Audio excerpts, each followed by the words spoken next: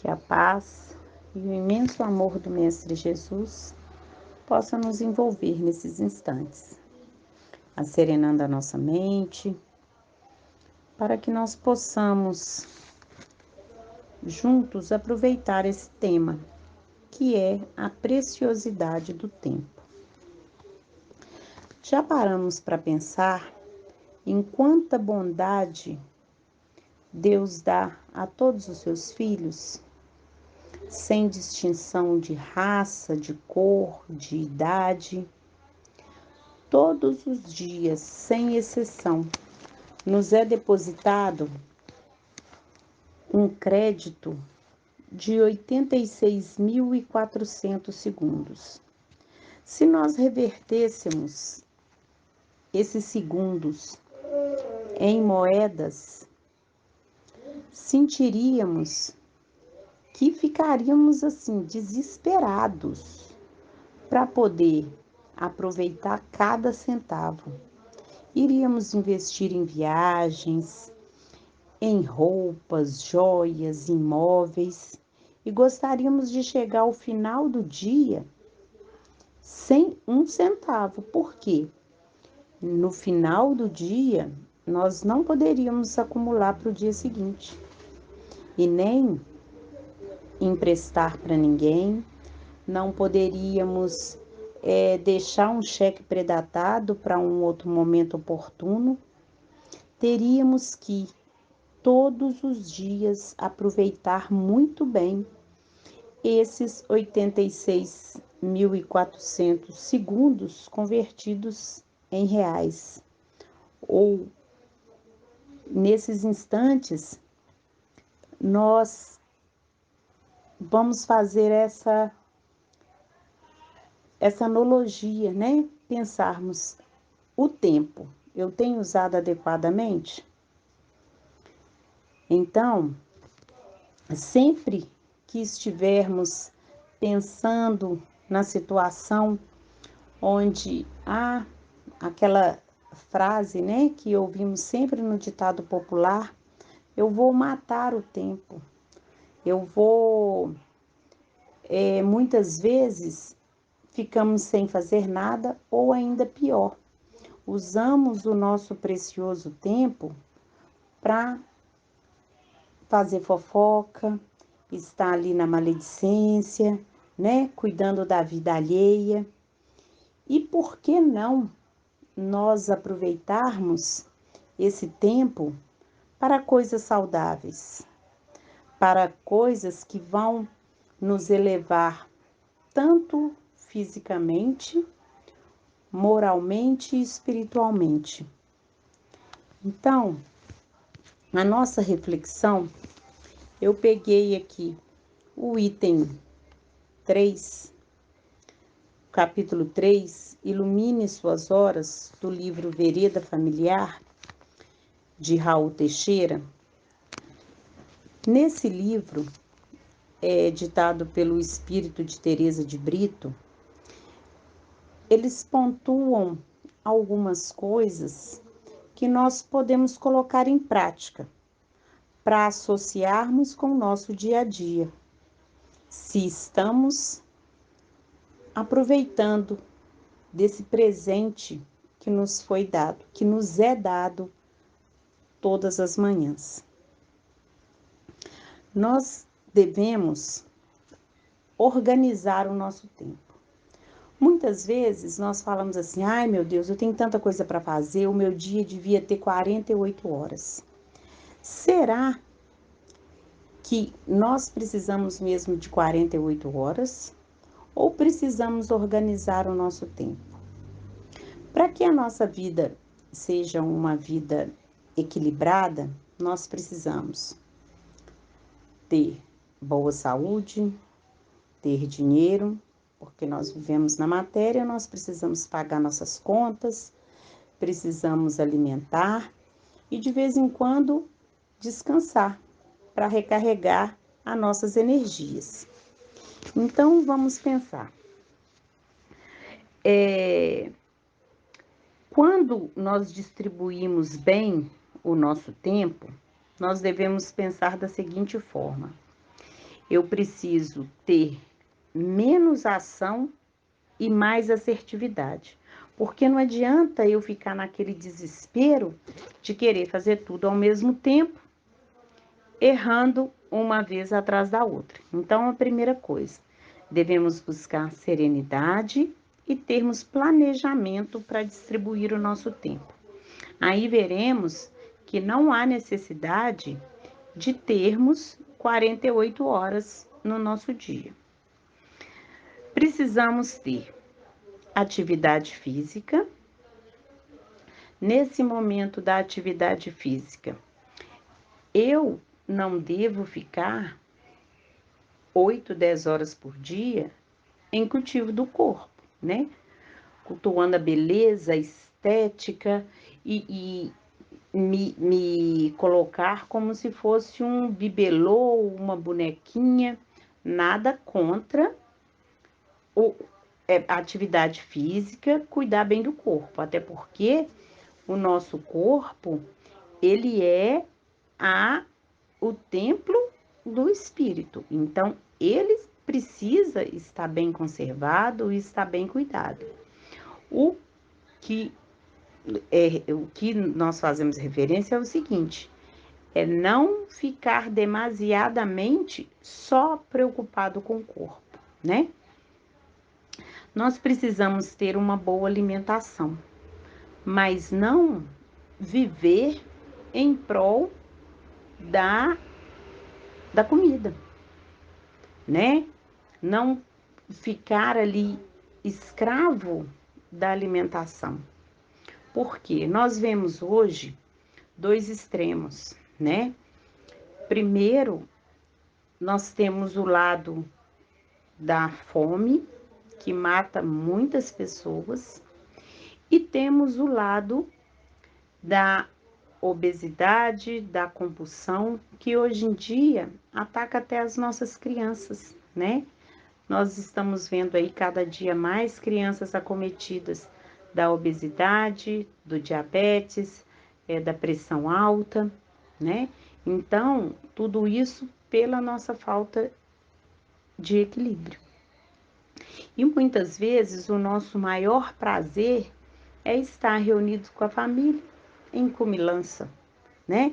Então, procuremos coisas saudáveis, equilibradas, né? Porque todo vício, seja ele de qual ordem for, eles podem também estar ligados à obsessão, a vampirizações, né? Então, devemos tomar cuidado, buscar sempre o equilíbrio.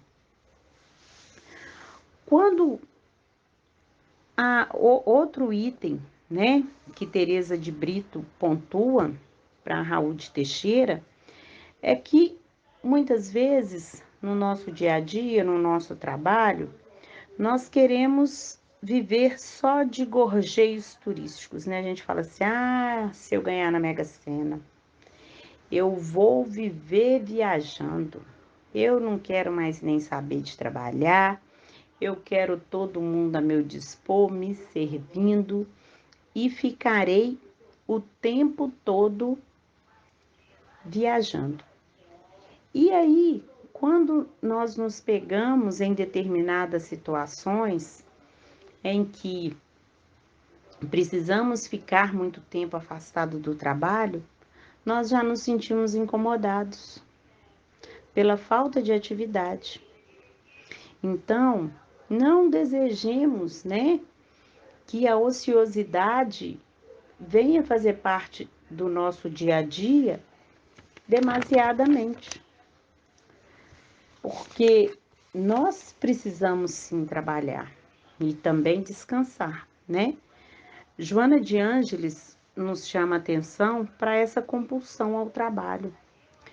Tem pessoas que elas querem trabalhar 10, 12 horas por dia, e isso também já foi verificado que muitas vezes as pessoas ficam bitoladas em determinada atividade, seja no trabalho, seja na atividade física, seja na alimentação ou na bebida, como forma de fuga.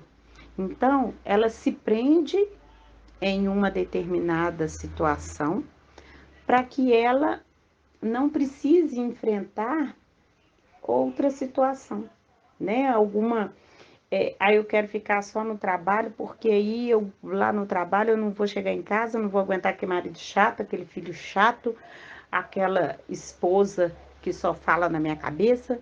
Então, muitas das vezes, a compulsão por determinada atividade, devemos refletir se não é o caso da fuga de algo que precisamos trabalhar em nós, que precisamos é, é, trazer um equilíbrio, né? Resolver.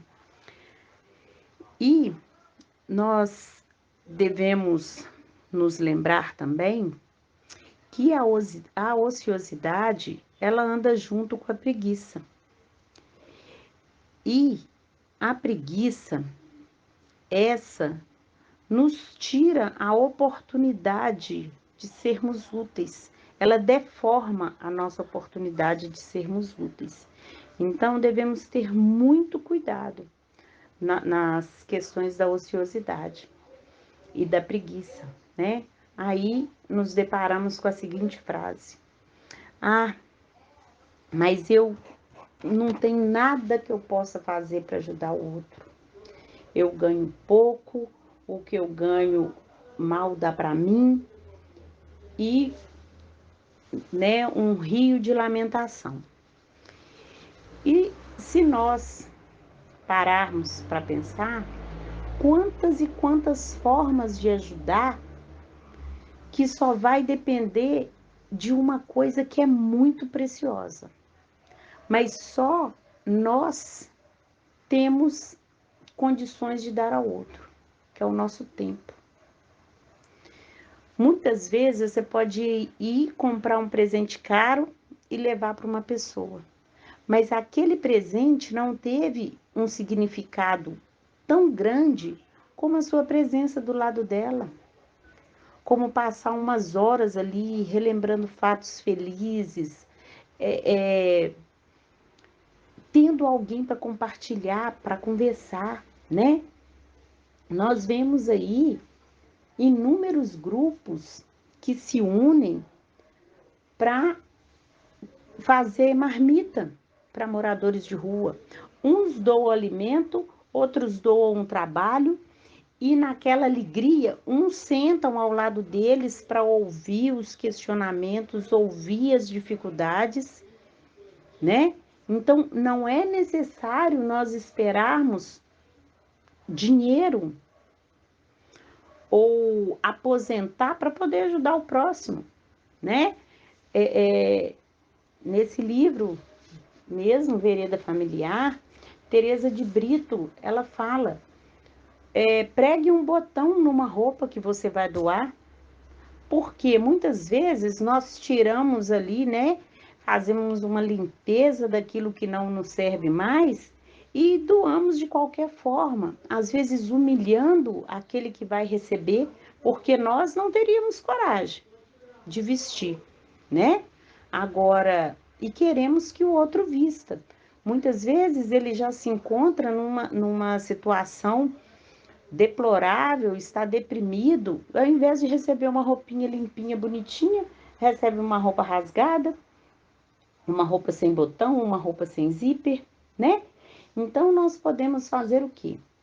Nós podemos fazer reforma nas roupas que não nos servem mais para doar. Nós podemos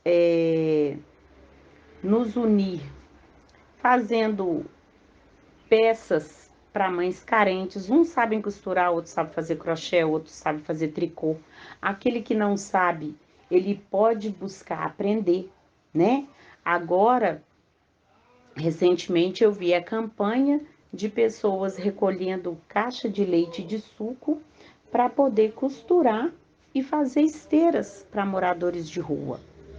E inúmeros casos, né, que chegam também de pessoas que estavam profundamente deprimidas e conseguiram sair da depressão cuidando de um jardim, primeiro cuidando de um vasinho de planta, que aí se estendeu a cuidar de um jardim.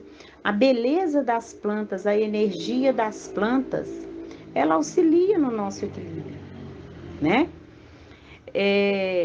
Temos as pessoas que visitam asilos, que vai lá para conversar com as pessoas, fazer uma leitura edificante para os idosos, fazer que seja uma massagem nos pés. Nós temos aí grupos maravilhosos de pessoas que auxiliam os moradores de rua, onde tem pessoas que se doam cortando unha, cortando cabelo, escutando seus problemas, para saber onde vão encaminhar essas pessoas. Tem aqueles que, por um motivo ou outro, preferem ficar na rua. Também é uma opção que devemos respeitar, porque nos foi dado o livre-arbítrio, né?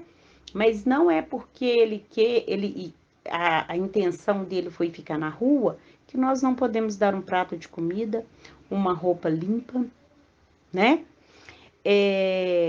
Temos também a oportunidade de cuidar do outro, né? Mais uma vez citando Joana de Ângeles, no filme de Divaldo Franco, ela fala, se você está, né, chorando, se você está entre lágrimas, seque suas lágrimas e vá ao trabalho de auxílio. Não estou falando que isso é fácil, gente, né? Em nenhum momento. Respeito a dor de cada um, né? Eu já passei por momentos de depressão, então eu estou colocando exemplos que nos fazem sentir melhor quando estamos em auxílio do próximo. Eu vou citar aqui o exemplo de uma amiga que, ao perder uma filha num acidente, ficou extremamente deprimida, sofreu muito, né? O que não é pouco, um sofrimento muito grande mesmo. Nenhum pai, nenhuma mãe quer passar por isso. E ela, para que ela se equilibrasse, ela teve a intuição de começar a fazer, ela tece, tricô muito bem, de começar a fazer toucas e sapatilhas para os asilos, né? No inverno, ela distribui mais de 400 peças que ela tece diariamente para que ela possa levar asilos, a alguns hospitais, né, que tem o trabalho de enxoval para a mãe carente. Então a mãe já consegue sair ali com touquinha, um agasalho, uma fraldinha dessas de limpa-baba, né? Essas fraldinhas com crochê em volta. Então, assim, são inúmeras as possibilidades que nós temos de auxílio. Aí nós não podemos, se eu não sei, tem os grupos de tapeçaria, e muitas vezes nós não precisamos ir longe, né? Hoje em dia, nós podemos montar algum grupo online, um grupo de videochamadas, né? Para trocar experiências, para buscar situações em que nós podemos ser úteis.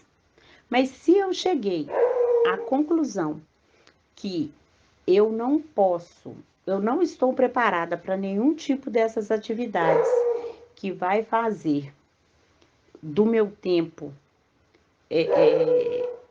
vai fazer com que eu fuja da ociosidade, eu consigo buscar um livro, uma leitura edificante. Se eu não dou conta de ler 20 páginas, que eu comece lendo 3, que eu comece lendo 2, e ao ter o despertamento, em breve eu vou estar lendo livros que vai me auxiliar grandemente aquele desconforto que eu tinha de solidão, de, de, de processos às vezes depressivo, né? Então que nós possamos buscar qual a melhor forma de nos ajudar e ajudar ao próximo. Sempre atentos à questão do equilíbrio. Trabalhar é preciso, trabalhar com amor, é preciso descansar, é preciso rever a nossa alimentação, é preciso rever as nossas atividades físicas, o que eu tenho feito em prol do meu corpo, porque eu tenho um tempo que é soberano a tudo, que eu não consigo mais voltar a um segundo atrás. E muitas vezes nós pensamos, o que é um segundo? O que é uma hora? O que é? Pergunte isso para alguém que perdeu uma corrida por milésimos de segundo, para alguém que perdeu um campeonato, uma medalha de ouro ou de prata por milésimos de segundo. Então valorizemos esse tempo que nos é dado. Tem um texto de Tem um texto que eu vou ler aqui, se vocês me permitam. Ou melhor, eu vou contar do meu jeito uma lenda, né? De Alexandre o Grande, que ele chamou os seus ministros e falou: olha, quando eu morrer, eu gostaria que vocês realizassem 3 desejos. Primeiro, eu quero que os melhores médicos da época que eu for morrer levem o meu caixão. E quero que desde a saída aqui do palácio, tudo seja, minhas joias, meus bens sejam espalhados no caminho até o túmulo. E eu quero ir com as mãos do lado de fora do caixão. E as pessoas ficaram pensando, né? Por que um pedido tão estranho, né? E perguntaram para ele: Alexandre, por que, né? Desse pedido tão inusitado, o que você espera com isso? E aí ele respondeu: olha, eu quero que os melhores médicos carreguem o meu caixão, porque eles não têm o poder contra a morte. Nós temos o nosso tempo e o dia que esse tempo para nós encerrar, não pode ser o melhor médico do mundo, com os melhores tratamentos do mundo, mas se o seu momento chegar, você vai embora. E as joias, os bens materiais, né, todo o patrimônio que ele tinha espalhado por todo o caminho, por quê? Aquilo ali não valeu de nada para segurar a vida dele aqui, né? E que aquilo que a gente tem vai ficar. Quando nós passarmos para a vida espiritual, aquilo vai ficar, né? E, por último, com as mãos para fora do caixão, por quê? Se eu cheguei de mão vazia, com a mão vazia eu tô voltando, né? Não vou levar nada. Então, ele quis mostrar o seguinte, que aproveitemos com toda a nossa garra, com toda a nossa força, com toda a energia, tudo aquilo que estivermos vivenciando no nosso dia a dia. Porque o momento da partida, a gente só vai levar o bem que nós praticamos. A grandiosidade das pessoas que nos querem bem, né? O intelecto vai. Isso aí é imortal, né?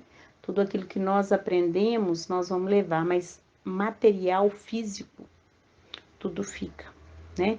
Então, por isso que é importante a gente buscar esse embelezamento do espírito, esse autoconhecimento. Que possamos pensar nisso, né? E refletir como estamos usando o nosso tempo.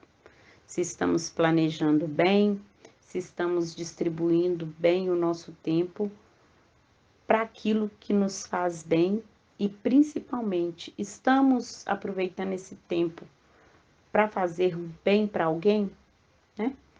Então, que a paz e o amor do Mestre Jesus nos envolva carinhosamente.